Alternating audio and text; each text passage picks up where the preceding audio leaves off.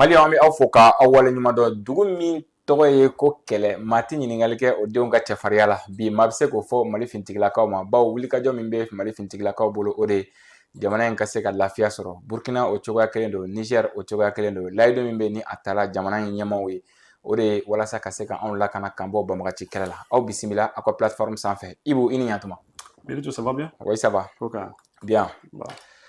Bi kunnafoniw u ka ca an b'a daminɛ Côte d'Ivoire ka bɔ Côte d'Ivoire an bɛna don Burkina Faso Niger an b'a bɛɛ fara ɲɔgɔn kan walasa k'a di aw ma ni min fana sɔrɔla diɲɛ fan wɛrɛ fɛ an b'o fana fara kan kɔrɔya n'an ka daminɛ Mali yɛrɛ jamana kɔnɔna na nɔ cour constitutionnelle n'o o ye maaba minnu bɛ wali kelen maa hakili juru cannen minnu bɛ n'olu bɛ walasa ka se ka jamana sigi senba ni ka o lakɔlɔsi CNT maaw tun ye gouvernement kun ye laɲini dɔ kɛ wagati tɛmɛna san 2000 ni san 24 kɔnɔna na walasa ka se ka gouvernement membre n'o o ye ministre ye o ka se ka taa maa 30 la i n'a fɔ laɲini kɛra cogoya min na sariyasunba mɔgɔw n'o ye cour constitutionnelle u sɔnna ma k'a fɔ ko o laɲini min bɛ gouvernement bolo ko a ka ɲi ni dun ye jateminɛ kɛ o charte fɔlɔ min ni a kɛra Mali kɔnɔna na o kun ye maa 25 o kun y'o de kofɔ maintenant an bɛ don min na ko bi maa 28 ale ni fɛnkɛ ministre délégué olu de bɛ kulu kɔnɔna na est-ce que laɲini fɔlɔ ye min ɲininkali fɔlɔ ye min CNT ye baara min ni a y'a lawaleya ani assise kun ye laɲini fɔlɔ min kɛ ni o kɛla ka charte ni fɛnw labɛn jamanadenw kun ye maa 25 de fɔ an bɛ ka taa maa 30 la est-ce que jamanadenw ka laɲini dɔ gouvernement tɛ ka munumunu a kɔfɛ. Bon, ne ye min faamu parce que ne y'a papier tɛmɛtɔ la ne kɔni m'a kalan je n'ai pas lu m'a kalan mais puisque e m'a bɔ k'a fɔ ko cour constitutionnelle de sɔnna ma ko maa gouvernement kɔnɔ ko ministre 30 ka y'a kɔnɔ mais ni cour constitutionnelle ko u sɔnna fɛn ma ne kɔni t'a dɔn ni kuma wɛrɛ mais jamanadenw kun ye maa 25 de fɔ k'a kana tɛmɛ o kan. Ouais, mais ni cour constitutionnelle ko i bɛ se ka tɛmɛ a kan k'i bɛ se ka taa ni minɛn bolo ça c'est fini il y a pas de la ni CNT bɛ jɔn de représenter CNT bɛ jamanadenw de représenter donc jamanadenw de bɛ oui mɔgɔ ta mais c'est vrai que ce n'est pas comme une assemblée nationale comme il le faut parce que an ka jamana bɛ situation min kɔnɔ bɛɛ lajɛlen b'a dɔn k'an ka jamana bɛ coup d'état de kɔnɔ donc voilà c'est ça donc maintenant CNT bɛ jamanadenw représenter la cour constitutionnelle est là la cour constitutionnelle n'u ko ko fɛn min bɛ se ka bɛn dɔrɔn bon en principe la débat t'o la ouais débat t'o la c'est vrai mais ɲininkali yɔrɔ fɛngɛ bɛ yɔrɔ mun na o de ye CNT bɛ ka jamana kɔnɔdenw de représenter a forme na maintenant sisan jamana kɔnɔdenw ka laɲini tun ye gouvernement membre kana tɛmɛ maa 25 kan o de kɛla charte kɔnɔ fɔlɔ donc coup d'état kɛlen charte fɔlɔ min labɛnna o ye o de fɔ et puis baara kun kɛra o de kan Su Bandaw ani Muktar Wan olu ka jiw la Choguel nana ale ye ministre délégué créé mais maintenant gouvernement ka laɲini a ka taa maa 30 la est-ce que jamanadenw ka laɲini min ni a kɛra fɔlɔ walasa ka se ka train de vie de l'État ka se ka redire mais an bɛ ka segin an ka kuma de kan tuguni ni jaabi dila ka ban je crois que c'est pas la peine an ka segin mais on te dit que e y'a fɔ i bɔra ka min fɔ jamanadenw de tun y'a fɔ k'an ka kɛ mɔgɔ 25 ye k'an kana tɛmɛ o kan mais ni CNT mɔgɔw ye papier ta ka taa di cour constitutionnelle n'olu ko a ye tɛmɛ ko a y'a bila 30 mais c'est fini mais kuma wɛrɛ t'o la tuguni o kɔsani na jamanadenw de ma bɔ k'a fɔ bɛɛ na bon minnu kɔni sɔnna ka taa olu de ma bɔ k'a fɔ ko k'an ka san 5 di ko ni san 5 wɛrɛ tɛmɛna k'an ka kɛ san 5 wɛrɛ yan mais i bɛna mun fɔ o la mais y a rien à dire mais ni jamanadenw ko san 5 ko san 5 wɛrɛ ko a tɛmɛ o kumakan o respecté la n'est-ce pas oui voilà maintenant jamanadenw ko maa 25 k'an ka tɛmɛ o ka gouvernement na mais u taara maa 30 la kuma bɛ yen de mais si la cour a dit ko k'a kɛ 30 ye e m'a ko cour y'a fɔ ko k'a kɛ 30 cour jɛra n'a ye ko cour jɛra n'a ye mais discussion jumɛn bɛ yen mais a tɛ constitution sɔsɔ mais jamanadenw ka laɲini dɔw bɛ yen olu bɛɛ tɛ constitution sɔsɔ il suffit seulement gouvernement k'a bila en application kuma bɛ yen non bon fo ni e yɛrɛ banna ma sinon ne kɔni ɲɛ ti problème la ɲɛ ti ɲɔgɔn sama la nin na quoi bon jamanadenw bɔra ka fɔ ko ma sɔn non jamanadenw tɛ donc i b'a to ka bɔ kɛ ni u bɔra don min na k'a fɔ bon an kun ko k'a kɛ mɔgɔ 25 ye maintenant a tɛmɛlen cour constitutionnelle a y'a kɛ mɔgɔ 30 ye an b'a sɔn ma d'accord bon o don an b'o débat kɛ mais en attendant ne kɔni ɲɛ t'a la ko y a un problème par rapport à cela donc i bolo a tɛ dɔ fara gouvernement ka dépense kan mais gouvernement ka dépense ça c'est relatif olu ye kumaw de ye kuma minnu mɔgɔw bi ni mɔgɔw t'a dɔn wari bɛ se ka bɔ sira minnu fɛ mɔgɔ bɛ se k'o kumaw de fɔ ka t'i balan yɔrɔ fitinin dɔ la dɔrɔn gouvernement ka wari bɛ se ka bɔ ni ye a bɛ se ka bɔ ni ye a bɛ se ka bɔ ni ye olu ye kuma ninnu de ye quoi ne t'o fɛn ninnu jateminɛ tout de suite là mɔgɔ dɔ bɛ se k'a fɔ ko bon écoute mɔgɔ dɔ bɛ se ka ministre 50 ta mais ministre 50 b'a bolo mais a tigi bɛ se ka wari gérer ka tɛmɛ ministre 10 tigi kan c'est clair c'est-à-dire mɔgɔ minnu kɔni bɛ ka jamana mara u yɛrɛ de kan ka hakili sɔrɔ k'a lajɛ jamana wari faut pas que an k'a tiɲɛ an k'a don jamanadenw mago bɛ min na an k'a don o da fɛ quoi u yɛrɛ de kan ka hakili sɔrɔ k'o kɛ sinon n'u ma hakili sɔrɔ u bɛ se k'a fɔ non an si tɛ sara ta c'est très très simple n'aw diya u bɛɛ bɛ se k'a fɔ désormais an nana an bɛ fanga na an si tɛ sara ta tuguni n'o fɔ e bɛna kule oui u ko k'u tɛ sara ta u tɛ sara ta a bɛ nisɔndiya a bɛ fɛti ni fɛnw kɛ mais u bɛ se ka u bɛ min kɛ kɛrɛfɛ o bɛ juguya ni mɔgɔ min yɛrɛ tun bɛ sara ta siɲɛ 1000 ni jamana marabaga ma hakili sɔrɔ n'a ma hakili sɔrɔ parce que sara ye mun ye c'est peut-être 1 million 2 millions 500 000 ou bien des choses comme ça mais il faut savoir que par exemple exemple di ma il y a des marchés qui marché dɔw tɛ passer jamana kɔnɔ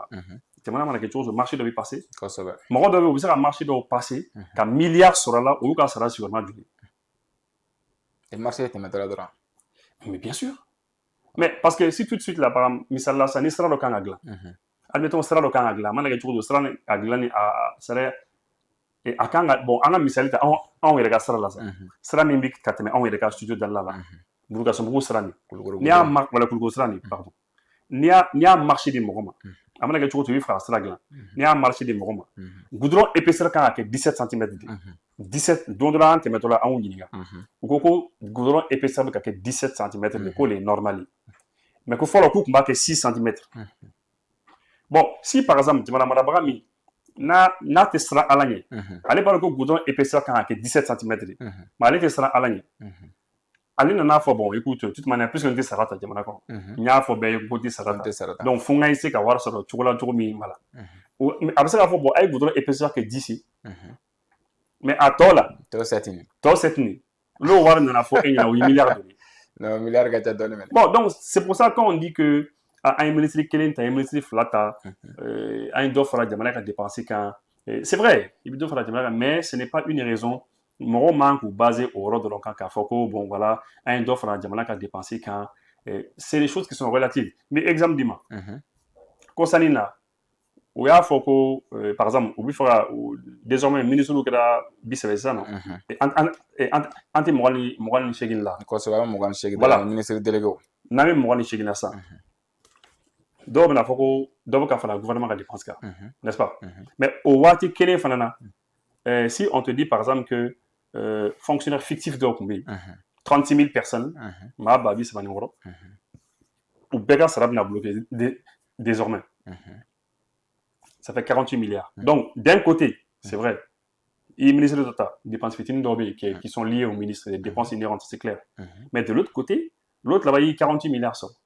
bon donc waati jumɛn de i bɛna se ka dɔn exactement comment est-ce que économique a joli non en fait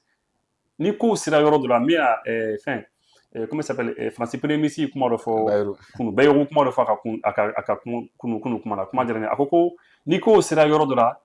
hakili de b'i kow jateminɛ quoi hakili de yɛrɛ bɛ ko parce que ko dɔw bɛ yen chiffre dɔw bɛ yen i tɛna se k'a jateminɛ on ne pourra jamais savoir exactement an ye wari joli perdu an ye wari joli sɔrɔ joli perdu on peut pas savoir avec précision ça va être difficile ka o dɔn quoi mais kow kan ka kɛ ni hakili de ye olu de bɛ ka jamana mara u k'u hakili to jamanadenw na jamanadenw mago bɛ dun ka fa la jamanadenw mago bɛ kuran na u mago bɛ ji la bɛɛ mago bɛ ji la i fɛ yen jamanadenw mago bɛ furakɛli la fo ka furakɛ ka ɲɛ donc tout ce dont on a besoin jamanadenw mago bɛ kalan na an mago bɛ fɛn min na ka tɛmɛ fɛn bɛɛ kan o ye lakana de ye la sécurité donc ni i yɛrɛ ye dépense créer yɛrɛ da la pour ka tiɲɛni kɛ tiɲɛni min kɛra sababu ye e kun kan ka taa kɛlɛkɛminɛn min san e ma se ka t'o san pour ka jamanadenw lakana ça c'est très grave jamanadenw filɛ jamanadenw ka jugement c'est le meilleur jugement jamanadenw filɛ jamanadenw i b'u k'u mara u tɛ fɛn fɔ mais u ɲɛ b'i la u bɛ k'i suit u tulo b'i la hali ni tɛ kuma u tulo b'i la u ɲɛ b'i la fana hali ni t'i ye olu ɲɛ b'i la i bɛ action min kɛ don o don jamanadenw b'o jateminɛ un jour vient don dɔ bɛ na ni jamanadenw y'a ye ko ça va pas on b'a fɔ u b'i dégager ka bɔ yen ni élection ma tɛnɛ dɔrɔn ka tu u b'i dégager ka bɔ yen n'i t'a kɛ ka ɲɛ mais n'a y'a sɔrɔ i b'a kɛ ka ɲɛ jamanadenw tɛ kuma ne kɔni an ka jamana ninnu faamu ten de parce que la dernière fois plateau kelen kan n y'a fɔ n ko ne dabali banna fɛn min na n ko il faut bien écouter maliyɛnw de bɛnn'a kan a fɔra ko maliyɛnw bɛnn'a kan en 1991-92 91 olu ka président gɛn 92 u nana constitution kura kɛ o constitution ni u ko ko bon ko désormais président bɛ sigi an kunna a bɛ sigi à la suite d'élection élection les b'a to a bɛ sigi ni élection tɛ i tɛ sigi mais entre temps kɔsani na an ye maliyɛn dɔw nana fara ɲɔgɔn kan minnu taara assise la minnu taara sigikafɔ la parce que maliyɛn bɛɛ kɔni ma taa yen nɔ mais minnu kɔni sɔnna ka taa yen nɔ olu de kɔni y'a fɔ ko bon k'olu yɛrɛ mago tɛ élection ko in na tuguni k'olu ta kɔni min ye ko k'a bila kɛrɛfɛ constitution ye min fɔ ouais 92 c'est la constitution ye min fɔ o ye tiɲɛ quoi mais olu ko de ko minnu bɛ yen u ka continuer n'a ye donc tu vois c'est donc ni jamanadenw ça veut dire que jamanadenw u seginni bɛ ni ko dɔw ye a bɛ se ka kɛ u ye ko dɔw de senti u y'a senti peut-être que ça va ko bɛ ka taa sira min fɛ a tacogo ka d'u ye c'est la raison pour laquelle u b'a fɔ bon on vous donne carte blanche a ye taa n'a ye mais ni jamanaden ye carte blanche d'i ma i b'i hakili to i yɛrɛ la kana miiri ko fɛn o fɛn mana i diya i b'a kɛ quoi sinon o jamanaden kelenw n'u murutere kama don o don mais parce que an y'o kɛ président damadɔni na o dans notre histoire an ka histoire kɔnɔ président damadɔni bɛ yen an ye tɛgɛrɛ fɔ k'u kɔrɔta ka tila k'u lajigin n'est-ce pas donc ne kɔni y'a bila o minɛn de kɔni kɔnɔ ni fɛn o fɛn kɔni k'a kɔni kɛra ko jamanadenw kɔni ils ont laissé passer c'est parce que pour eux ça va on n'a qu'à continuer on va avancer mais min ka gɛlɛn jamana marabagaw u ka kow kɛ ni hakili ye ko kɛ ni hakili o ye mun ye ne kɔni bolo o ye jamanadenw mago bɛ min na an mago bɛ siraw la de bonne route kosɛbɛ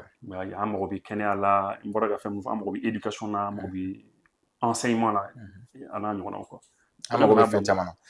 d'accord o an bɛ taa ɲɛfɛ kɔrɔ an y'a ye k'a fɔ kunnafoni carina nin wagati laban nin kɔnɔ minisiri yɛrɛ fana ye communiqué kɛ a la ko station dɔ jenina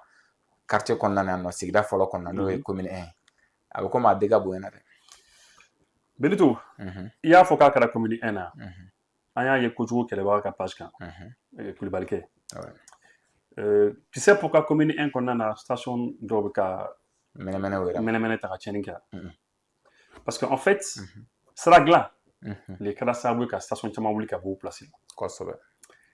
la dernière fois a bɛ kalo 4 ɲɔgɔn bɔ kalo 4 kalo 5 bɔ station taara sigi mɔgɔ dɔw ka da la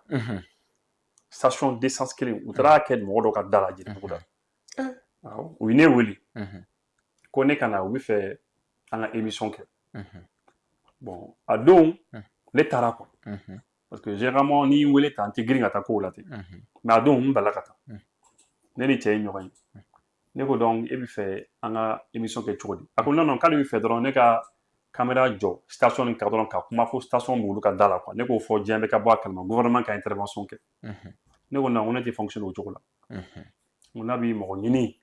mɔgɔ min bɛ se k'o émission sugu kɛ a k'o ɲini mais moi je fais pas des choses comme ça ne ta ye min ye aw yɛrɛ bɛna fɛn kɛ aw yɛrɛ ye aw yɛrɛ il faut que vous fassiez quelque chose pour vous-même a bɛ aw de ka da la ne ka da la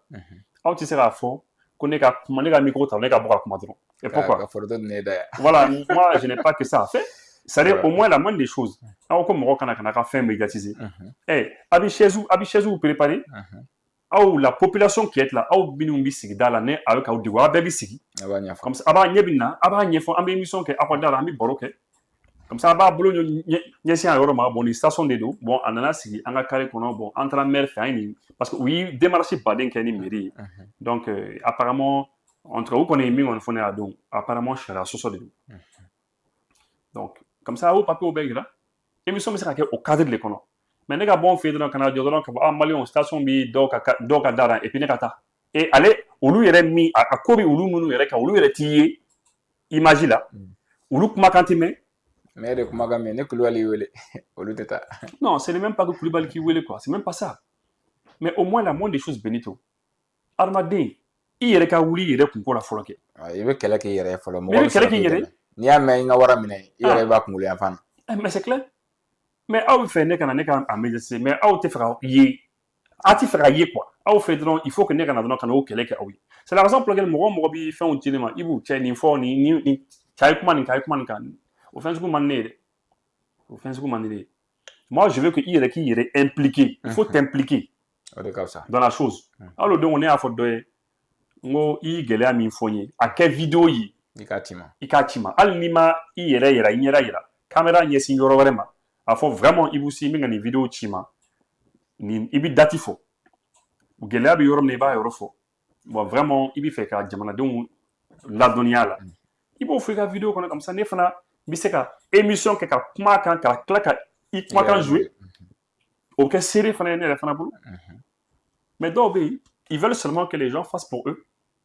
Olu lafiyalen ka to. Olu lafiyalen ka to. Donc non, moi je fais pas ça. Donc pour revenir à la question, depuis sira ni dilanni daminɛna station caman de tun bɛ goudron la. A station ninnu u y'u lawuli de parce que ni sira bɛ dilan station bɛ wuli. Station wulila station donna carré kɔnɔnaw kɔnɔ. U donna carré kɔnɔnaw kɔnɔ. Donc lorsqu'u donna carré kɔnɔnaw kɔnɔ bon mɔgɔw y'a ɲini ka station installer yɔrɔ ye n'a sera carré kɔnɔ a bɛ taa sigi mɔgɔ dɔ de ka bulonda la. Diyagoya. Bon s'il y a un problème tajimafɛn don. A bɛ dégâts kɛ. Bon o ɲɔgɔn de ma kɛ tan. Voilà. K'a ye mɔgɔ kelen faga. Voilà. Ka mobili caman jeni. Voilà. Katakataninw. Voilà. Jakartaw. Voilà. Station fɛngɛ yɛrɛ u bɛɛ jenina. Parce Voilà. que ko citerne yɛrɛ de sauté la. Voilà. Citerne Bon, Benito, mais est-ce que depuis que tu sais c'est pas facile quoi. Bon après mɔgɔ min na tila ka taa fɔ ah non ala latigɛ don. Ninnu bɛ transition défend u tɛ transition kɔrɔfɔ. C'est ce que certains pensent. Mɔgɔw b'a fɔ non a bɛ transition fɛ tellement ka t'u kɔrɔfɔ. Ne ko non ne tɛ fonctionner ten. Transition mɔgɔw taabolo ka di ne ye o ye tiɲɛ ye. Jamana bi position min na sisan a taabolo ka di ne ye c'est vrai. Mais ni min kɛra n'a ma ɲɛ fana o bɛ fɔ de. C'est très normal. Mais c'est normal. Mais minnu ye gouvernement ye minnu ye ministre ye ni aw ma kuma k'u bilasira an bɛ ka nin kuma min kɛ a bɛ se ka kɛ o b'a ye a bɛ se ka kɛ fana émission bɛ tɛmɛ o t'a ye parce que u ka baara ka ca peut-être qu'u ka charge d'émission dɔ bɛ na nin yɔrɔnin u bɛna ka yɔrɔ lase u ma famaw ma u bɛna fɔ ah cɛ Ibou Sini Benito tun bɛ ka kuma nin fɛn nin kan o don et peut-être qu'ils vont essayer de changer jamana bɛ jɔ o cogo la de mais les gens pensent que non il y a mɔgɔ soutenu mais e t'a tigi kɔrɔfɔ ou bien non c'est pas ça d'après même quoi soutien avec voilà soutien mais ça c'est pour moi ça c'est de la moquerie o ye moquerie de ne kɔni bolo quoi bi o tɛ yen tuguni quoi le soutien avec là an tɛ se k'o don fɛn sugu la quoi an ta min n'an bɛ mɔgɔ bilasira an bɛ bilasira ni kɔnɔjɛya de ye quoi ani bonya ye quoi mais Benito depuis sira depuis a annoncé la k'a fɔ ko sira bɛna dilan depuis station tigiw commencé k'u ka station déplacer ka t'u bila carré kɔnɔnaw na mairie y'a ye autorité dɔw kɔni y'a ye autorité dɔw kɔni bɔra a kalama ne bɔra ka cas min fɔ sisan ninnu ko ne ma k'u ye maire contacté à plusieurs reprises bon il paraît que maire yɛrɛ nana k'a fɔ ko ka dégage ka bɔ est-ce que maire yɛrɛ m'u dégage ka bɔ yen ka taa fɛn dɔ nɔrɔ u ka yɔrɔ la ko ça fonctionne pas ouais le maire il s'est battu hein ah bon maintenant autorité minnu ye nin ko ninnu ye il faut prévenir que guérir et puis on peut pas toujours guérir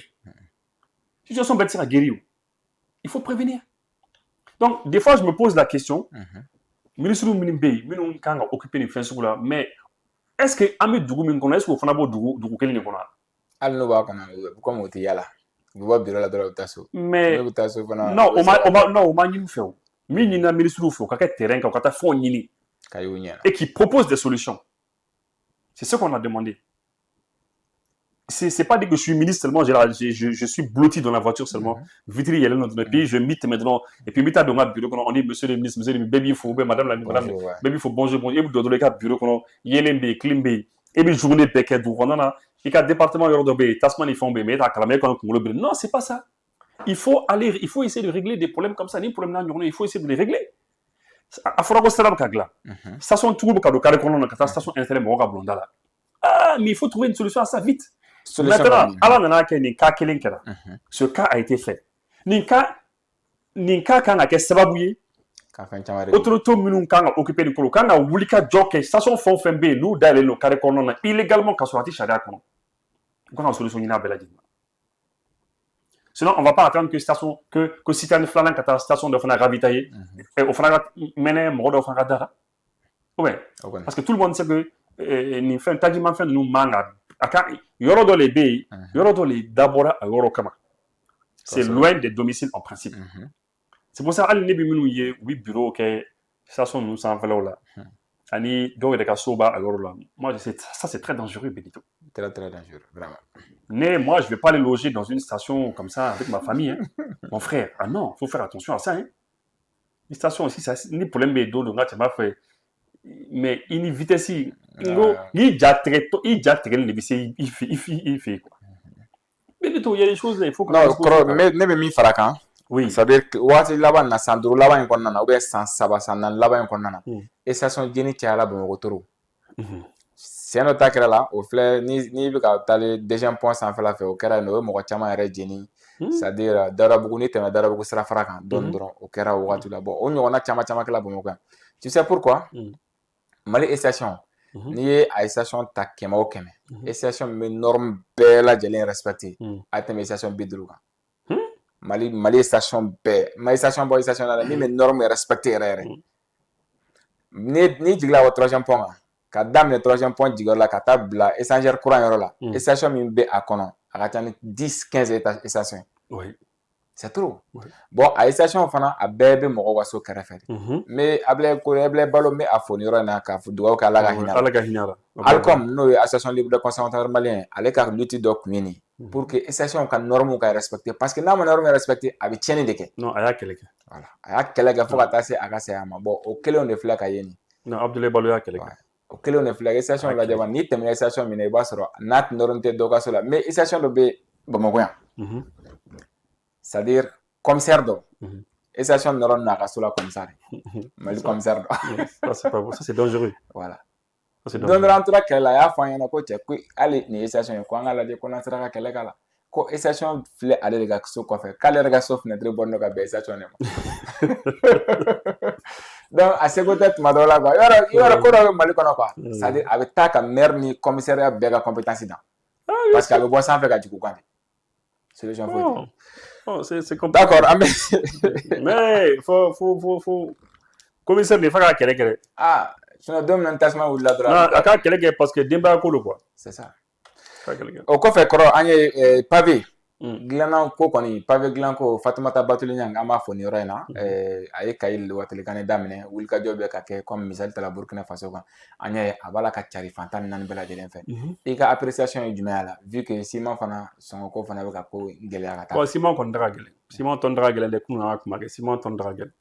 gouvernement y'a fɔ ko ciment tonne 112 000 117 000 mais ala ko tiɲɛ vraiment terrain kan kɔni non a ma nɔgɔ ayise ministre man ka bɔ bureau kɔnɔ non ni ministre kun sera ka bɔ n'u kun sera ka solution dɔ kɔni sɔrɔ nin ko la parce que i b'a dɔn mina Benito ne yɛrɛ bolo quoi n'a ma ɲɛ fiyewu quoi solution yɛrɛ ye min ye bon ne t'a dɔn est ce que gouvernement yɛrɛ tɛ se ka ciment feere yɔrɔ dɔ dayɛlɛ gouvernement bɛ se parce que je sais que u man ka don en concurrence contre aussi les opérateurs économiques mais ni ko sera degré dɔ la parce que ni e ye prix min fɔ ko ka taa a prix la ni aw yɛrɛ bɛnna prix dɔ kan ko fɛn ka feere o prix la n'u tɛ k'a kɛ finalement i yɛrɛ ye gouvernement ye i tɛ dɔ dayɛlɛ. Non, ni gouvernement a prix respecté. Il me semble que le gouvernement faire faire. Parce que du coup, bon, sinon par rapport à ça, oui, on a polémique maintenant. Ambelman Moussou, Fatoumata Batuli Niang, c'est vrai que Aka a une initiative à Djarane. À Djarane parce que surtout Djarane, c'est l'honnêteté intellectuelle. Elle a été honnête. Aka message follow là. À Kodi. Ko Burkina no ko bɛ ka faso mɛbɔ kɛ ko ale fana bɛ fɛ ka faso mɛbɔ ɲɔgɔnna kɛ Mali la mais k'u b'a tɔgɔ da ko Kayi Watelekane donc ko a bɛ fɛ ka o de kɛ donc elle veut s'inspirer du Burkina donc tu sais que Benito tout le monde n'a pas l'honnêteté ka ko sugu kɛ mɔgɔ dɔw bɛ u bɛ e Benito ladigi sisan mais o tɛna fɔ ala ko tiɲɛ ne ye nin information sɔrɔ Benito de fɛ yen ou ala ko tiɲɛ ne ye Benito de ye ka nin kɛ n fana ko n b'a ɲɔgɔnna kɛ e ma information di la i bɛ fɛn dɔ bila i ka page kan sisan e yɛrɛ b'a dɔn i y'a sɔrɔ cogo min na mais jo dɔ bɛ taa ta ka taa bila ka page ka disi gosi ka kɛ i n'a fɔ ale t'a dɔn voilà ale t'a dɔn a t'a signé mɔgɔ si tɔgɔ la a t'a signé tɔgɔ la a tɛ fɛnw kɛ donc du coup le fait que a y'a fɔ ko a y'a ye Burkina u bɛ k'a kɛ fɛn ɲuman de don donc c'est comme ni olu keliyara mais keliya min don a kɛlɛlaman tɛ mais a ɲumanlama don u bɛ fɛ ka a ɲɔgɔn kɛ u ka jamana kɔnɔ a y'a daminɛ ka yen nɔ a yɛrɛ ko a bɛna kɛ fan bɛɛ Bamakɔ ni yɔrɔ tɔw la et depuis k'a daminɛ ma ciment tonne baden de bɛ ka di fan bɛɛ sens bɛɛ fɛ ça c'est moi j'ai beaucoup aimé ça et n y'a ye fana ko mɔgɔ wɛrɛw fana bɛ k'a kɛ mɔgɔ minnu tɛ ale yɛrɛ ye aéroport sira kan jeune dɔw engagera olu yɛrɛ ta yɛrɛ nɔgɔyara pratiquement moi ne yɛrɛ taara siɲɛ caman mais dans tout ça ninnu bɛɛ lajɛlen na mɔgɔ minnu ta jara Dawudabugukaw fana b'a kan dɛ hôtel olympique carré in ka taa olu fana b'a kan mais dans tout ça ne bɛ minnu fo minnu ta jara n b'u bɛɛ fo dɛ mais minnu ta a ye n tike jeune dɔ de ye Maɲanbugu des jeunes qui sont à Maɲanbugu u b'u ka carré kɔnɔna na ko u bɛ to ka sigi u ka carré kɔnɔna na donc u nana ye bon carré kɔnɔna ça va pas quoi donc o de bɛ bɔ ka teliya ka sigi jinɔgɔ kɛrɛfɛ voilà u bɛ jinɔgɔ bɛ yen bɔgɔ bɛ yen tout ça là c'est pas intéressant maintenant u ko mais ko est-ce que an tɛna kari kɔnɔna est-ce que an tɛna kɛ fɛn ya ka pavé la ka fɛn k'a la non pavé tɛ béton forme voilà ka kɛ béton forme ye u y'a fɔ mɔgɔw ye a diyara mɔgɔw ye mɔgɔw y'u bolo fara ɲɔgɔn kan u y'u seko kɛ c'est comme ça que u y'a daminɛ n'o ye mais entre temps fond nana ban wari nana ban k'a sɔrɔ baara ma ban fɔlɔ et puis u yɔrɔ kɛ béton forme ɲumanba de ye ka et puis sira cɛmancɛni na ji bolo siranin bɛ yen quoi bon depuis qu'ils ont fait ça wari nana ban tuma min na i b'a dɔn i min kɛ pour u ka se ka cɛncɛn sɔrɔ i b'a dɔn u y'a kɛ cogo min na yaasa u ka se ka cɛncɛn sɔrɔ mɔbili ba minnu bɛ tɛmɛ ni cɛncɛn ye goudron da la u ye denmisɛnninw bila quoi u bɛ to ka taa o cɛncɛn de tɔmɔ quoi ko o cɛ pelle la quoi u b'o cɛ dɔrɔn u bɛna ton yɔrɔnin dɔ la u b'a cɛ u bɛna ton yɔrɔnin dɔ la n'a cɛncɛn nana dɔɔnin bɔ sisan u bɛ taa siman bɔrɔ kelen wari ɲini 5 000 francs 5 500 6 000 u b'o san u b'o nɔni u bɛ 1 mètre ɲɔgɔn kɛ ou bien 1 mètre 50 ɲɔgɔn kɛ après u bɛ makɔrɔni kɛ tuguni u to de la ala nana kɛ don dɔ la u ye ne ka numéro sɔrɔ kelen b'u la ko Sal ye ne ka numéro sɔrɔ a ye ne wele qu'est-ce que ne bɛ se ka n'a filmer k'a bila réseau kan comme ça n'i y'a bila réseau kan a bɛ se ka kɛ sababu ye u bɛ mɔgɔ sɔrɔ c'est comme ça que ne ko bon tu sais k'o fɛn sugu ka di ne ye quoi ni ne y'a ye dɔrɔn k'i b'i ka i ka sigida dɛmɛ quoi k'i yɛrɛ dɛmɛ ni ne y'i yɛrɛ dɛmɛ la dɔrɔn ne bɛ n sen don a la quoi bon c'est comme ça que ne ka wuli tan n taara ne y'a ye j'étais très content donc ne y'a bila réseau kan u ye dɛmɛ sɔrɔ mɔgɔ ye dɛmɛ kɛ n b'u fo mɔgɔw ye dɛmɛ kɛ dɛ u ye dɛmɛ kɛ u sera ka yɔrɔ caman kɛ après dɛmɛ filanan nana tuguni u ye yɔrɔ caman wɛrɛ kɛ ka fara kan fo u kun sigin tɛ ni yɔrɔ min ye u y'o yɔrɔ bɛɛ kɛ mais Benito n'i tɛmɛna carré kɔnɔ c'est magnifique c'est super a nana kɛ sababu ye yɛrɛ misiri min b'a fanfɛla la de l'autre côté du goudron mɔgɔ bɛ taa misiri la a zone na kɛ cɛkɔrɔbaw musokɔrɔbaw bɛɛ bɛ tɛmɛ n'o carré de ye u bɛɛ kɛlen ka carré tɔ to yen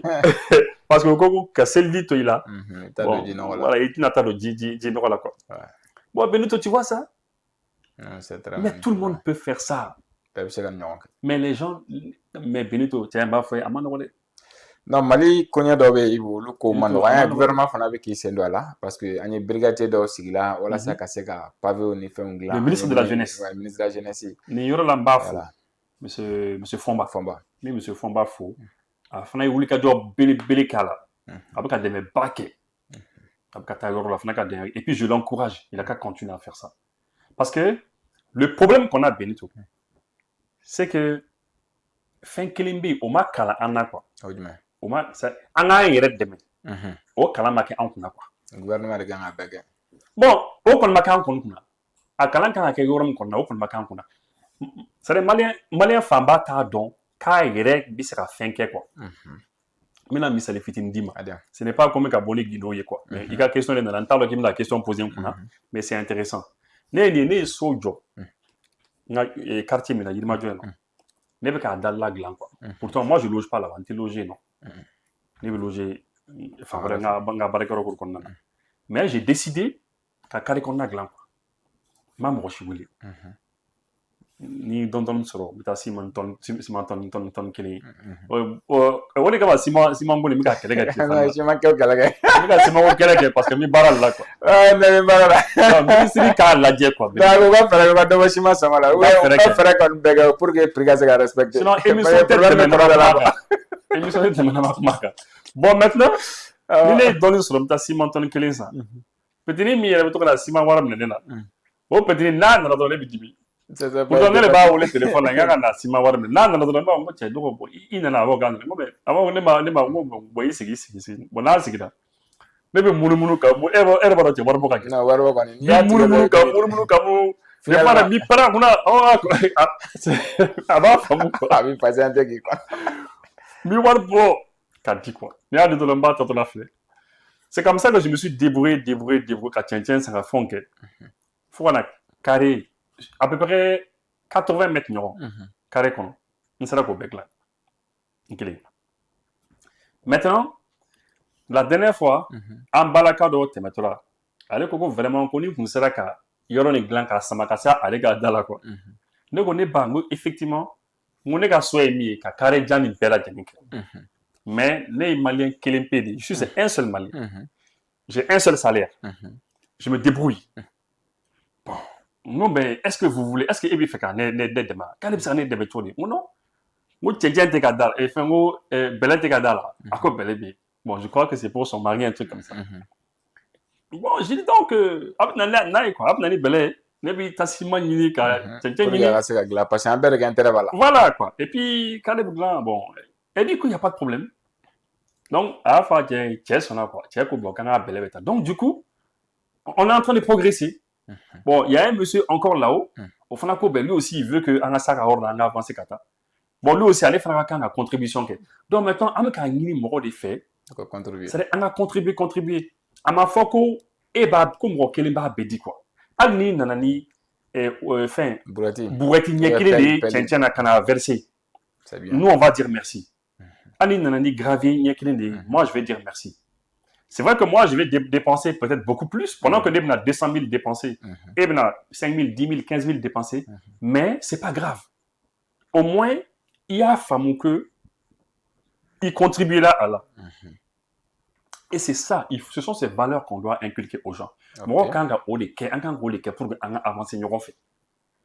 Au fond, quand on a voilà ça, c'est avancer, on fait. On est en Côte d'Ivoire. Kolanya wala ka fo attaque mini akala Côte d'Ivoire chef d'état-major mi Côte d'Ivoire ka fe no ka fintik la wa nyama ay communiquer ke mais communiquer ko konna kuma o tiala Burkina Faso karafalan do bon attaque mini do c'est-à-dire comme mo do dengana ça il a refusé catégoriquement ka fo ko attaque terroriste de kala afi bon maintenant voilà ko incursion voilà incursion maintenant anya wala ka fo o ka influencer do fana ka do dans là o ka fo Burkina de attaquer finga de attaquer c'est-à-dire forum na folo il veut du même femme Côte d'Ivoire attaque là bon né min femme Côte d'Ivoire attaque là c'est Benito mon ami foi né de là qu'a fait amena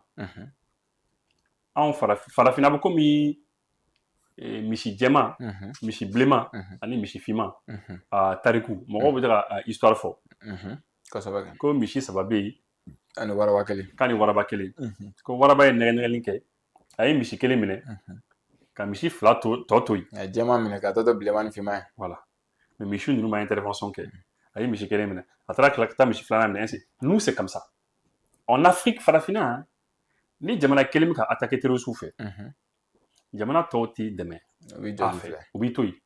et kungolo ubitoy après tu vas voir que ni à cause de la jamana flana jamana flana c'est là que jamana flana fana bina abana e ka dakmo ko tiako voisin ko tiako mo nous sera embarrassé ma sera famille teni ko ni bitu kuma bon angon aya famille ya kalore ni ya san joli an mi fana quoi bon voisin donc antc ka la jeche au moins ngambolo nyoma nga fini to ko bolo nyoma comme ça nous gauche que ne fait nous bola ka do fait en bouge et fana bu kumbe et puis bon au bolo nyoma bon c'est comme ça que AEC bangena tenu AEC bangena autour de là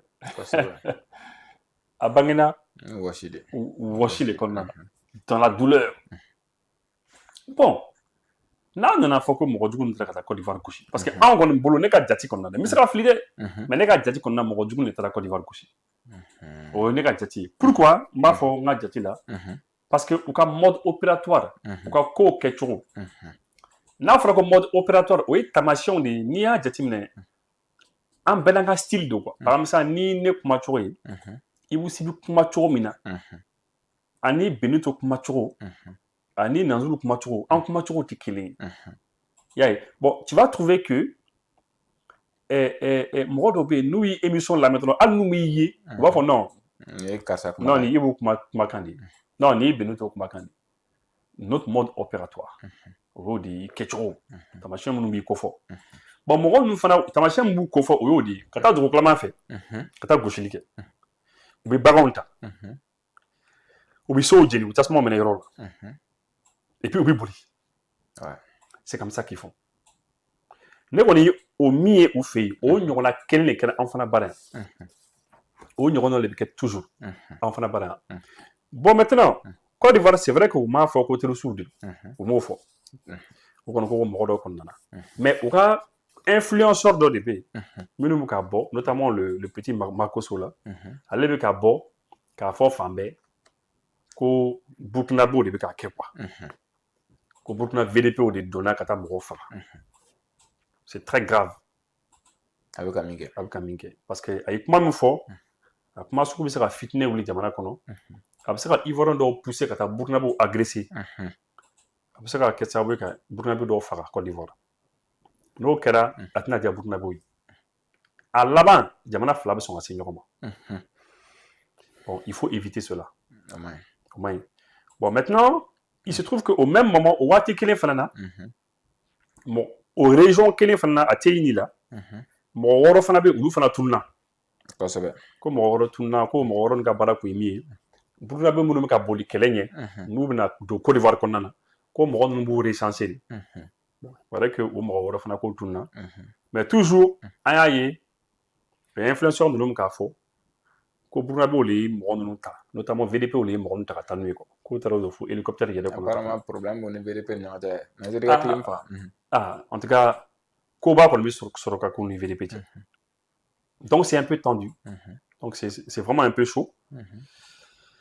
bon mais ne ye version wɛrɛ fana mɛn mais sani n ka kuma o version kan n bɛna kuma nin dɔ fɔ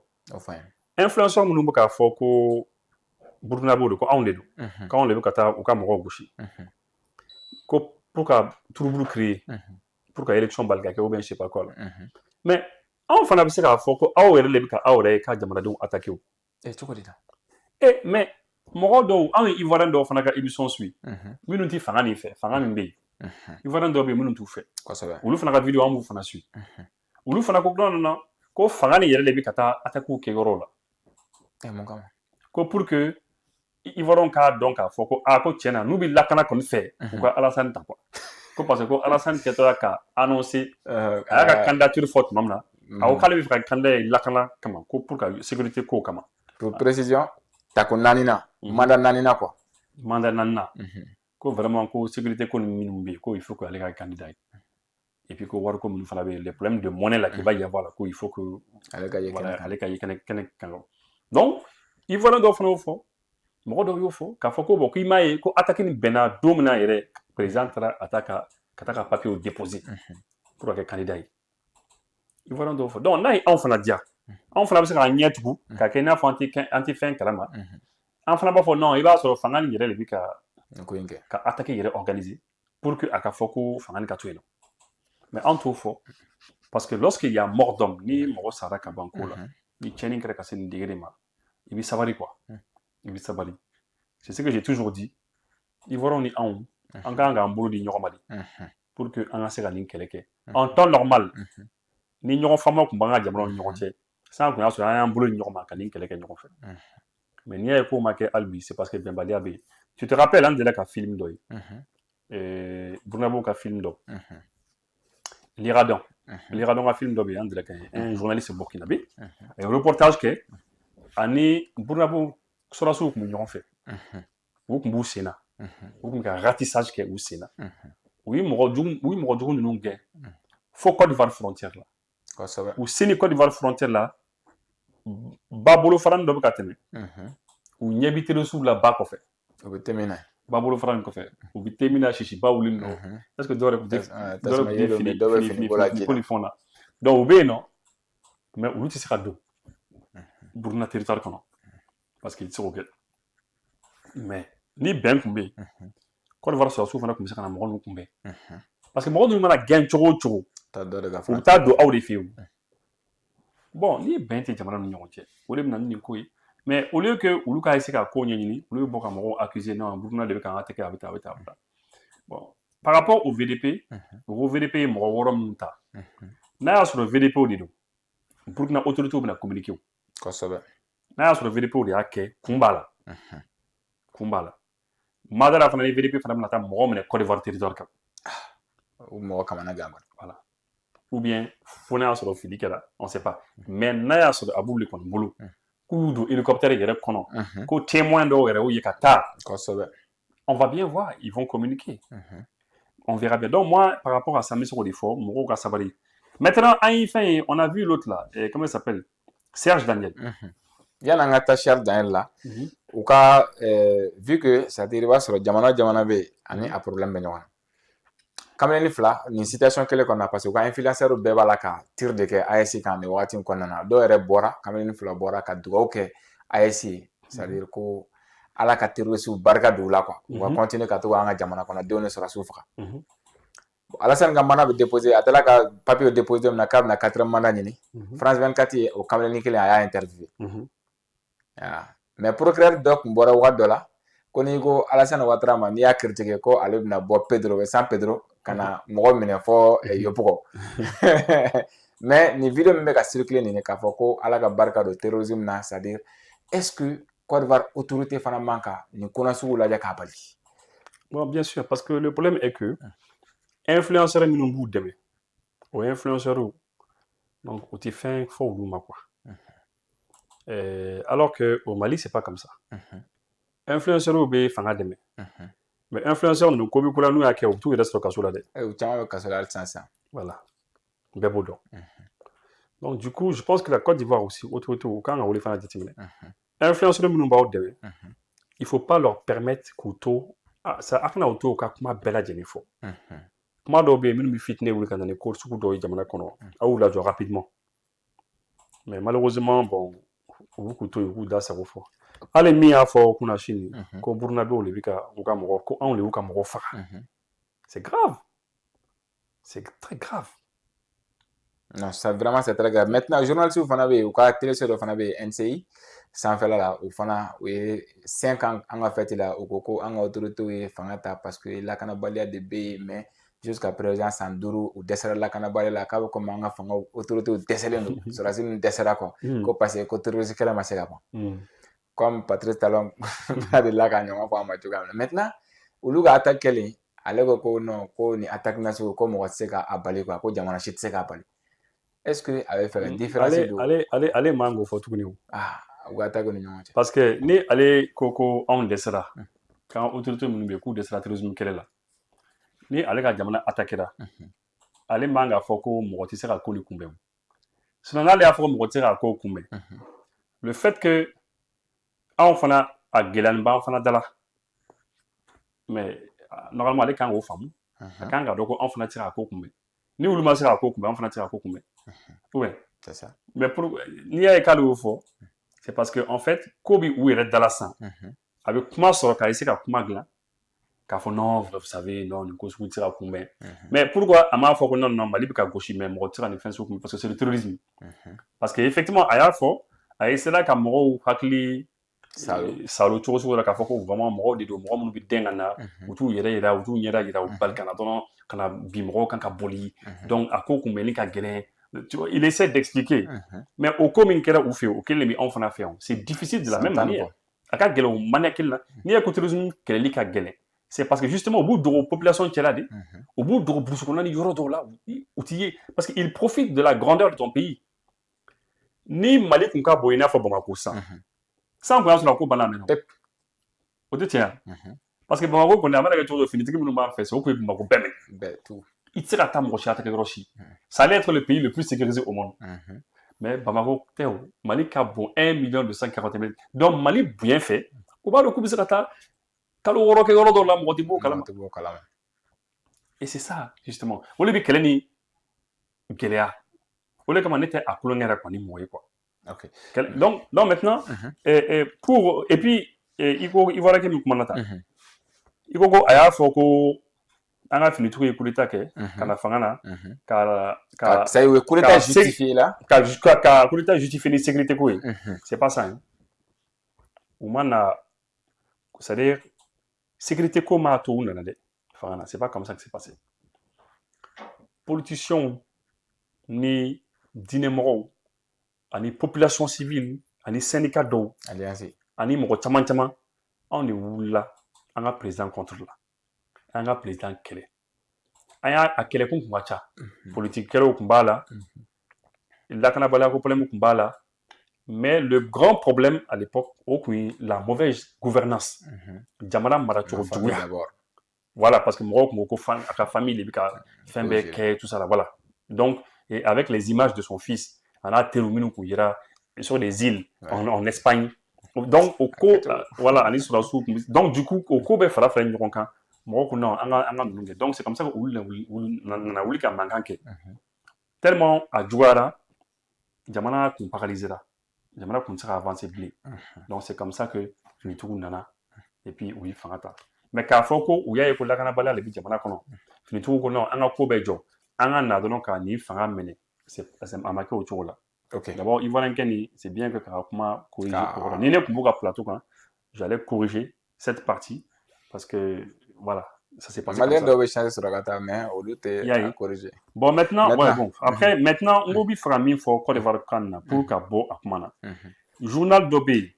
Mais voilà, journal Mimbe, n'a pas comment, mais il y a des coups ni ma tongo fond bis soigné. Ok, allez-y. Journal d'Obé, agence de presse régionale. Agence de presse régionale, là. Bon, à journal ni Borani Kumadoye. Au journal ni Ko. Ko fɛn min kɛra tan que le groupe djihadiste bu yɛrɛ ɲuman ko djihadiste ko Jnim Moro a revendiqué une attaque récente contre une position des VDP à Daran ko yɔrɔ dɔ bɛ yen Bournen k'a yɔrɔ tɔgɔ ye ko Daran k'a Burkina Faso ko Jnim Moro ye gosili kɛ yen nɔ k'a yɔrɔ ka surun Côte d'Ivoire la o ye Burkina territoire kan bon ko au même moment ko journaliste Serge Daniel k'a ko jɛkulu dɔ dayɛlɛ la ko politico-militaire jɛkulu min don militaire de don mais politique fana b'a kɔrɔ ko u tɔgɔ ye ko Claire Action Claire Action ko jɛkulu kura dayɛlɛ min ye ko o mouvement nin ko olu de ye attaque kɛ Côte d'Ivoire ko Côte d'Ivoire ko difita ko olu ye attaque kɛ ko u ka objectif ye min ye k'u bɛ fɛ élection de perturber ka élection ko ɲagami yen nɔ voilà ko kalafili kana et puis ko maintenant ko jɛkulu nin k'a dɛmɛni don kɛrɛfɛ jamana dɔ de fɛ quoi a b'a sɔrɔ a jamana tɔgɔ fɔ i y'a ye bon en tout cas u kɔni o kuma kɔni fɔ donc n b'i dan o yɔrɔ la donc ça c'est an kɔni ye nin ye journal nin kɔni kɔnɔ u kɔni y'a fɔ ko Serge y'a fɔ mais ne kɔni ma Serge Daniel ye k'a fɔ n m'a bɛn ni vidéo ye fɔlɔ n m'a bɛn n'a ka tweet ye fɔlɔ peut-être que dans les heures qui viennent, mais en tout cas, nous, il y a à faire Serge qu'on nous côté. On cherche Carla, on est à Gachade. Serge, Calondier, au Kirna Comoni. Comme maintenant, vu que Serge Daniel va la canne, au problème B, oui, il va cliquer là. Maintenant, attaquer un fana, vu qu'il a revendiqué mon chiffre, t'es aussi clouté mis à revendiquer. Est-ce que, ka Kenny Serge Daniel kan kuma ye, terroriste, n'a sera terroriste, ou comme Makun fana, est-ce que à quel point ça ka se amalgame de créer entre les deux autorités? Mais c'est ça. Parce que le fait que nous ayons attaqué au Mafo, on ne peut pas savoir. Bon, tant que Moro m'a dit, c'est qu'il manque de Moro ni Yokontier. Parce que déjà, influenceur ivoirien de Boraka Foko, on l'a attaqué. Un an Moro de Fana Foko, on a attaqué pour qu'il y ait un code. Donc, Abinani Bembalia Moro ni Yokontier. Effectivement. Maintenant, autorité, il y a quoi de valeur autorité? Il y a quoi, c'est-à-dire, il y a minimisé. C'est comme si beaucoup de c'est bagaya ni uka fanga beaucoup il y a quoi qu'à minimiser kojo. Car il y a au podium de regard. Bon, mi n'est étonné quand il voit autorité la réaction. C'est-à-dire, chef d'état-major général des armées communiqué que, mais quand il voit autorité ou ma kalado ni la kabeni koni. Si m'a fait un fois là. Parce que ou ma kekoye quoi. Ça m'a étonné. Pourquoi ça m'a étonné? Parce que n'est aucun journal ou la jet maman. Normalement, le Koskou Manake avec titre là. À la une. À la une. Et puis, journal ou bidam les nodes. Bébak Maké. Voilà. Mais au mot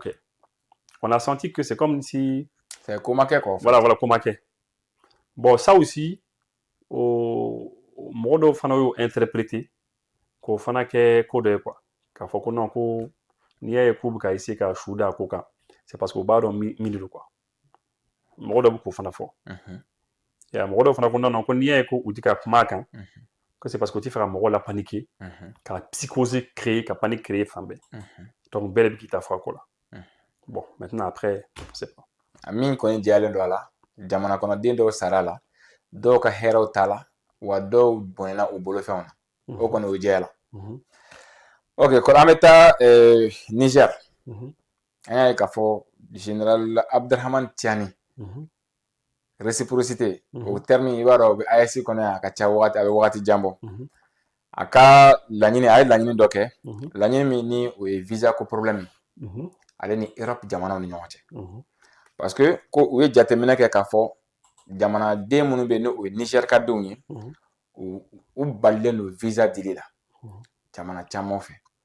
comme ambassade min bɛ Burkina Niger yɛrɛ Faransi ta o datugulen don maintenant u bɛ tɛmɛ kɛrɛfɛ jamana minnu fɛ walasa ka se ka visa sɔrɔ ka taa Europe olu fana bɛ ka o bloquer olu fana y'o bloquer bon demande cayara kojugu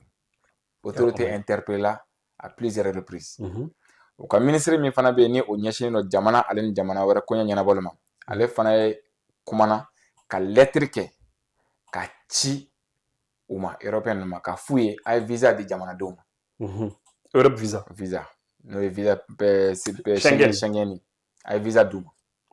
mali o bɛɛ kɔfɛ foyi ma bɔ a la u ma sɔn Niger a jateminɛ sisan i b'a sɔrɔ ale fana kan ka min kɛ o de ye réciprocité ni ye min kɛ na fana ko ɲɔgɔn kɛ a fana ye sariya ta kununko k'a fɔ jamana dɔw bɛ yen olu ka visa dili bɛ ka visa ta ka na Niger o bɛ tigɛ olu jamanaw la c'est-à-dire Russie jamana o ambassade u ka ambassade min bɛ Russie la o bɛ se ka visa di Europe jamana tɔw ma u ka ambassade min fana bɛ Royaume-Uni na o fana bɛ se ka visa di u ka ambassade min bɛ fɛnkɛ fana Suisse o fana bɛ se ka visa di donc maintenant à ce qui concerne Italie la France et autres Belgique o n'a tɔw n'olu mago bɛ visa la fo ka taa ɲini o jamana la u ka taa Russie la ou u ka taa Russie la ou ka taa Suisse u ka taa visa ɲini c'est bien donc olu fana ye o de ta ka o jaabi ni a ye wa a visa fana a tɛ kɛ k'i bɛna ambassade la tɔ i nalen se fɛnkɛ la aéroport la tuma min na k'i b'a ta non i bɛ taa ɲini de n'a dil'i ma tuma i bɛ sɔrɔ ka na vol voilà ça u bɛ ka min kɛ na quoi u bɛ ka mun kɛ u la directement o fana k'a ɲɔgɔnna kelen santi bon Benito tu sais n bɛna min fɔ le président Tchani a bɛ ka nin min kɛ c'est très bien ko kan ka kɛ ten de ko panafricain fana filɛ k'a bɛ o fɛn ninnu bɛɛ soutenir k'a dɔ tɛ hɛrɛ an ma dɛ non Benito i b'a dɔn min na fɛn dɔ bɛ yen a tɛ hɛrɛ i ma c'est vrai mais c'est a ko n'a ko bɛna kɛ i la a bɛ digi i la o ye tiɲɛ mais Benito rien ne vaut le respect bonya quoi c'est-à-dire pour que i ka bonya il faut être prêt à faire tout sacrifice pour que tu puisses être respecté yaasa i ka se ka bonya mɔgɔ dɔw fɛ i kan ka se ka sacrifice dɔw kɛ y'a ye tu sais que n'i man kɛnɛ sisan pikiri bɛ k'i la o a kɛtɔla i la a bɛ digi i la o mais c'est pour avoir un bon résultat ou bien n'i ma pikiri kɛ i bɛ fura kunnama dɔw kunun o man di ye i bɛ se ka opérer yɛrɛ fana i bɛ se ka opérer yɛrɛ bɛɛ dimi ye o bɛɛ dimi ye donc c'est comme ça dans la vie c'est ça si tu veux avoir la tête haute des fois i bɛ sɔn ko dɔw ma a bɛ se ka digi i la mais c'est comme ça donc maintenant Tchani min kɛ le président Tchani ye min kɛ c'est très bien mais juste il y a un petit problème AES jamanaw bɛɛ de tun kan ka kɛ ɲɔgɔn fɛ ne bɛ to de fɔ quoi AES il faut faire les choses ensemble o de bɛ digi ninnu na o de bɛ digi u la parce que olu bɛ kow kɛ ɲɔgɔn fɛ de o bɛnkan de tɛ u ma bɛnkan de kɛ pour ka ban ka fɛn di yan donc an fana kan k'o de kɛ an ka erreur de o de ye tuma bɛɛ quoi tuma bɛɛ AES bɛ o erreur de kɛ quoi toujours diplomatiquement an bɛ décision dɔw ta mais individuellement on a kelen de bagarre c'est pas bon mais est-ce que il faut ka tɔw associer à la non il faut associer les autres an fana b'a kɛ ɲɔgɔn fɛ o de bɛ digi u la quoi c'est ce qu'il faut faire c'est important bon maintenant pour ka bɔ kuma na nin yɔrɔ nin na Mali yɛrɛ kɔnɔ yan ici au Mali ne y'a mɛn pas plus tard que ce matin n tun bɛ n ka mɔgɔ dɔ fɛ a ko n ma ko Faransi bannen don ka visa di mɔgɔw ma mais ko visa Schengen ko mɔgɔw bɛ ka taa ta fan wɛrɛ fɛ Union européenne ka jamana wɛrɛ minnu bɛ yan voilà Union européenne jamana wɛrɛ minnu bɛ yan ko mɔgɔw ka taa ta o yɔrɔ la et puis u bɛ k'a sɔrɔ c'est-à-dire tu sais quoi an kan ka o de kɛ quoi ninnu na quoi il faut que an ka ko bɛɛ de kɛ pour ka c'est-à-dire ka u ka intérêt fara ka bɔ ɲɔgɔn na quoi comme ça on fait du partenariat voilà bilatéral face à face quoi c'est-à-dire n mago bi Europe visa la mais Europe ka ambassade min bɛ yan Allemagne bien, Italie bien, Espagne bien, Monumu, tout ça. Tous ces pays européens ont bien bien. Mais pourquoi ne diagouane que tu as visité ta France, ambassade là? Pourquoi? Pourquoi? Mais pourquoi? Parce que mi fera Europe, Schengen, le territoire européen. Pourquoi un diagouane que tu as France? Parce que l'État France, où les bis ça, il faut qu'on quitte dans ça. Quand on a bon défense qu'on a. Il faut que il fera Europe, visa Schengen, il fera Espagne ambassade là, ou pas dire. Et Allemagne, Italie, Nigeria, tu dois pouvoir aller. Il faut les contraindre qu'au diago au Kassekadi. Il ne faut pas que France ait pression Kouka, car non, Canadi ou ma. Mais d'autres fana k'a fɔ ko ni min filɛ c'est vrai réciprocité bɛ ko mais n'i b'a kɛ i k'a kɛ c'est-à-dire min nafa ka bon i kan fana ko parce que ko n'i jateminɛ kɛ Niger bi mɔgɔ minnu bɛ bɔ kɔfɛ ka na m'a faamu dunanw minnu bɛ na ka na baara kɛ Niger kɔnɔ ko n'u bɛ Niger économie yɛrɛ booster k'o de ka ca ka tɛmɛ Niger ka den minnu bɛ bɔ ka taa kɔfɛ. Non, non. Ça n'y a que tout, c'est comme ça qu'il faut faire. Est-ce que panafricain fana. Maintenant, non, non, parce que Nibi fait qu'à bouillir, Nibi fait qu'à respecter. Fi, il y a toi à quoi fana galade. Tu sais quoi? Des fois, al n'y a intérêt de faire dans les bidjaks. Voilà. Comment la sourina, c'est ça quoi. L'honneur et la dignité, c'est ça. Mais est-ce que toi, tu es d'accord que Moka, il n'est qu'à voir d'ima? Mɔgɔ bɛ to ka kuma dɔ fɔ mɔgɔ bɛ to ka kuma fɔ mɔgɔ bɛ to ka kuma fɔ ko ni dɔ k'i ma ko cɛ ni wari bɛna a sɔrɔ i kɔnɔ ko e b'o minɛ n'a ma fɛn kojugu i bɛ sɔn k'i baara n'a ma fɛn kojugu i bɛ sɔn k'i baara dɛ non c'est hun ni minɛ i yɛrɛ tɛmɛ n'a ye ou bien hun ni minɛ a kari kɔnɔ cɛ il faut le cœur il faut le cœur il faut la dignité c'est vrai. Donc, fin d'obé avec Digana, mais il faut le faire pour qu'il respecte. Et puis après, la tenir. Mais est-ce que panafricain, à quel niveau la fana, est-ce que vous n'êtes pas un peu, ça dit dur là? C'est dur. Ouais, non, tu as un moment. Parce que vous devez avoir ma belle, non, bon, quel est le jour manjana? Toujours en quel fait, en quel est le bit, oui, en quel est le bida. Toujours, on est à quel est le banc quel fait. Voilà. Maintenant, mɔgɔ fana b'an cɛla an ka jamanaw kɔnɔ yan minnu fana i bɛ se ka fɛn bɛɛ k'u la u tɛ dimi a tɛ fɛn k'u la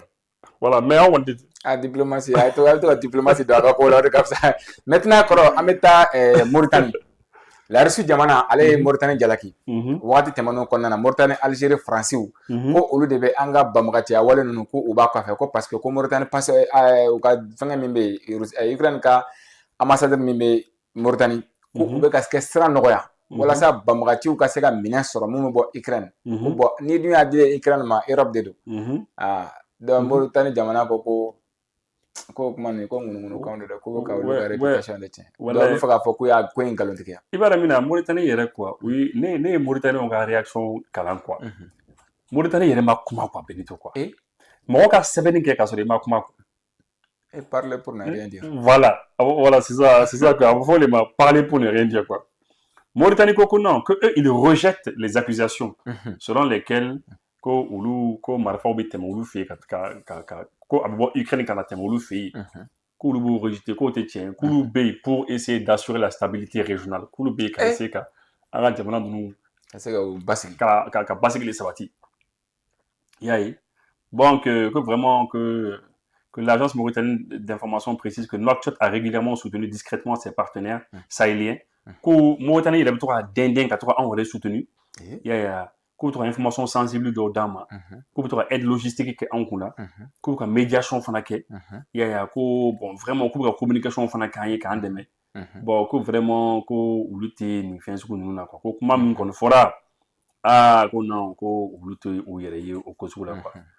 que dans le cadre du conflit russo-ukrainien Russie ni Ukraine ka kɛlɛ la ko Mauritanie a soutenu à l'Assemblée nationale de l'ONU la résolution condamnant l'attaque à la souveraineté de l'Ukraine. Comme Mauritanie qu'on a condamné le fait que Russie qu'on y nous attaqué, l'Ukraine ont attaqué, qu'on condamné,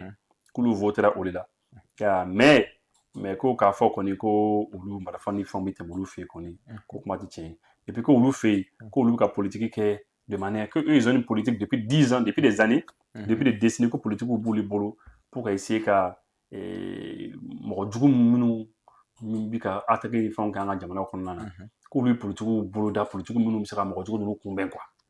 pour que vraiment mɔgɔ jugu ninnu kana tu sais que moi ça me fait rire des messages comme ça. Olu bɛ to ka fɛɛrɛw tigɛ walasa mɔgɔ jugu kana anw attaquer. Mɔgɔ jugu tɛ ka don olu fɛ n'est-ce pas? U ko ko olu bɛ ka politigiw de kɛ quoi eux ils mènent des politiques depuis longtemps pour que o fɛn sugu kana se ka k'olu fɛ quoi. C'est comme ni olu fɛ ka le fait que jugu ninnu tɛ ka don olu fɛ k'u gosi olu bɛ ka justifier de k'a fɔ ko non n'i y'a ye ko jugu tɛ ka don c'est parce que olu y'a ko kunbɛn depuis longtemps quoi. Olu bɛ politigiw de kɛ ils font des choses pour que en fait l'extrémisme violent le fait que mɔgɔ dɔw bɛ yen u bɛ taa mɔgɔw attaquer u bɛ kuranɛ kalan u bɛ action dɔw kɛ et puis u tila ka taa non k'olu ye fɛɛrɛw boloda pour que o fɛn sugu kana se ka kɛ quoi. Donc c'est pour ça que mɔgɔ ninnu ta olu attaquer. E bɛ da o la. A kɔni ne bɛ ɲininkali kɛ. Ivoiriyɛnw dɔw tun tɛ k'a fɔ ko olu ka armée de forte non tellement leur armée est forte ko le kama mɔgɔ ninnu tɛ ka t'u fɛ yan. F'u ye drone yir'an na. Drone dɔ tun bɛ mobile sanfɛ. Tu sais tous nos pays là de l'Afrique an ka nin jamana bɛɛ Algérie faralen an kan tous nos pays là mɔgɔ jugu ninnu n'u ko k'u bɛ don ka t'i frappe u bɛ se ka t'i gosi. U bɛ se ka taa fan bɛɛ parce que on n'est pas prêt, on n'est pas totalement prêt pour k'a fɔ k'an bɛ ninnu kunbɛn quoi. An kɔni bɛ se ka u gɛn ka t'u minɛ k'u gosi o bɛ se ka kɛ sisan an fɔra la o la sisan an bɛ se k'o kɛ. Tu te rappelles fɔlɔ an kun tɛ se k'o yɛrɛ kɛ. An kun bɛ sigi k'o kɔnɔ dɛ. Fɔlɔ an bɛ sigi k'u makɔnɔ u bɛna u bɛ gosili kɛ u bɛ tila ka taa tranquillement mais après an nana ye attention n'u nana u bɛna an sɔrɔ an fana b'u gosi après a nana kɛ yɛrɛ n'u nana frappe yɛrɛ kɛ an bɛ se ka t'u nɔfɛ dɛ. Donc on a évolué.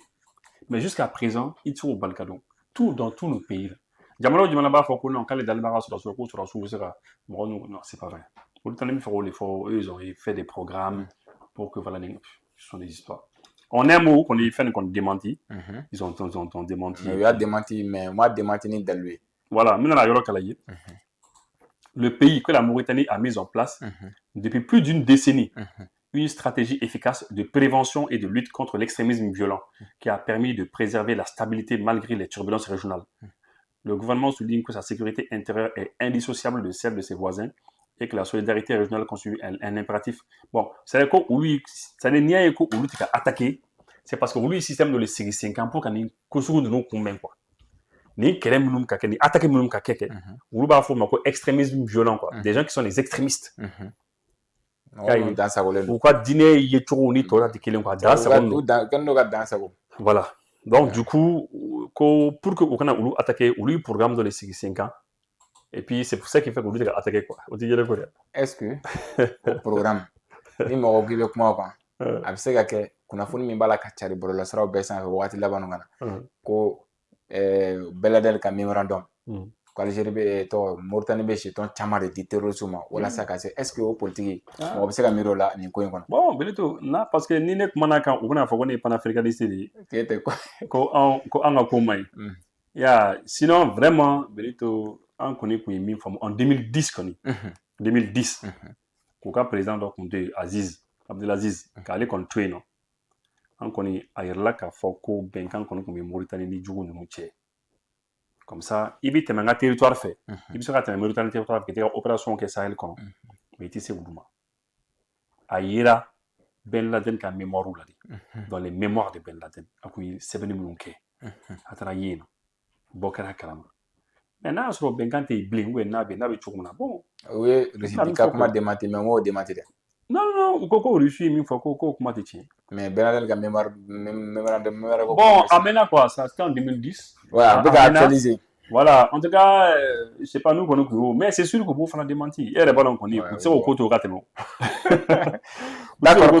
wagati koni bana ay mintinan yalla anga wagati ka mais kuna fondo bora ga to ka mono sansan. Abdelmajid Tebboune, Algérien be ka ñini, abe fanji me fe, mais ka premier ministre ka bo bara la. Non peut pas. Ça là ga tayili. Mais to ma tayya. Agone yela aga ta ka bara ga fe. Est-ce que ale yɛrɛ de a bɔ a la? Bon, a ko kɔni ye de. Kuma ka ca dɛ. Il paraît que bi jeudi le 28 août. Bon, ko a kɔni ayi a ka cɛ gɛn quoi, ayi premier ministre gɛn. Nadir Larbaoui. Ale be depuis 2023 novembre. Bon, ko intérim kɔni a y'o di ministre de l'industrie ma. Sifi Grieb. bon en tout cas an kɔni o de kɔni ye bon a kɔni a y'a ka cɛ kɔni gɛn pendant que mɔgɔ bɛ ka cɛ ɲini bon je pense que oui cɛ maintenant est-ce que ale de ye cɛ gɛn je pense qu'ale l'a gagné puisque bɛɛ b'a dɔn fana ko Algérie fana mara n'u sɔrɔsiw de fana fɛ bon a bɛ se ka kɛ Saïd Cɛnke ale y'a gagné parce que ale fana bɛ se ka kɛ baasi tɛ voilà et puis Benito san'an ka bɔ émission kɔnɔ je pense que ni kun ye question laban ye an b'an balimamusow fo minnu bilara bi ko liberté provisoire Fatoumata Tawjeli Begini Bagaga ale ni Mariam Ba ale ni Baba ni Kone foutaise oui a ka dɔnkili dɔ bɛ yen o succès kɛ yan o tun b'a wele ko foutaise ko mana don ko min na ko o bɛ di yan na n'o dɔnkili ye sangaba kɛ yan o dɔnkili jara trop bon en tout cas a ko kɔni an bɛ dugawu kɛ vraiment u kun ye gɛlɛya min sɔrɔ ala k'o kisi a ɲɔgɔn ma et puis an bɛ dugawu kɛ u ye liberté min sɔrɔ vraiment ala ka kɛ liberté définitive ye puis ala ka to u ka kisi ni fɛn vraiment on souhaite que u kana ni ɲɔgɔn wɛrɛ kana u sɔrɔ quoi voilà bon pour que ka se ka kunnafoni dafa effectivement liberté provisoire o dira u ma bi u ti kalo tile 28 nka waati janba ko tɛ ten bawo le 4 septembre nata u kan ka taa kiri ɲɛma walasa ka taa kiri kɛ jugement bɛ donc o kɔfɛ de ni liberté bɛ sɔrɔ définitivement n'a tɛ sɔrɔ juge na o ɲɛfɔ an ɲɛna soit n'a bɛna ko bila da min na an kɔni bɛ dugawu kɛ ala k'o kisi voilà non je pense que ça va aller n'ala sɔnna ma ala k'a kɛ ten ni ne fana bɛ dansigi kɛ an ka bi baro la Naziru Sogoba tɛgɛ tun bɛ suwa kɔlɔ la ni fɛn o fɛn yela ja kɔnɔ Naziru ka bolonɔ don ni sɔn fana ma ɲɛ Naziru bolonɔ don a k'an bɛn diɲɛ wagati wɛrɛ